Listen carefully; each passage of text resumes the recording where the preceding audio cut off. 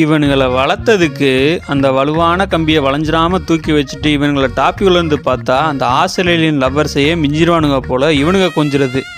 குஞ்சு பேர் ரெண்டும் அவங்க பேரண்டை பார்த்ததும் வந்தது பாருங்க பாசம். விடுறா எங்கள் அம்மாட்டன்னு விடாமுயற்சியாக அந்த கம்பியில் தொங்குது.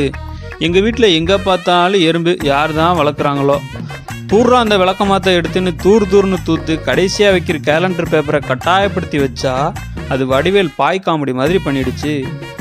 பூண்டை தூக்கி வச்சு குளிர்ச்சியான மல்லியில் கொடுக்கலான்னு பார்த்தா குதூகலமாக ஆயிட்டானுங்க.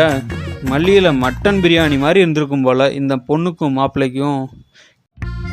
கிண்ணத்தை காலி பண்ணி குஞ்சுக்கு கொடுக்குன்னு பார்த்தா கொய்யால் அவன் ஜோடிக்கு ஊட்டிகிட்டு இருக்கான். என் மகனை கூப்பிட்டு வாடா மகனேன்னு தினை வாங்கிட்டு டப்பாவில் தட்டிட்டு பார்த்தா தாராளமாக முட்டை வச்சுருக்கா.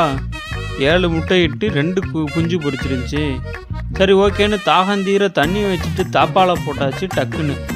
ஃபர்ஸ்ட் ஃப்ளோரில் குடியிருக்கிற இவங்க பிள்ளைங்களுக்கும் தாமிரபரணி தண்ணியை தழும்ப வச்சு தாப்பா போட்டாச்சு.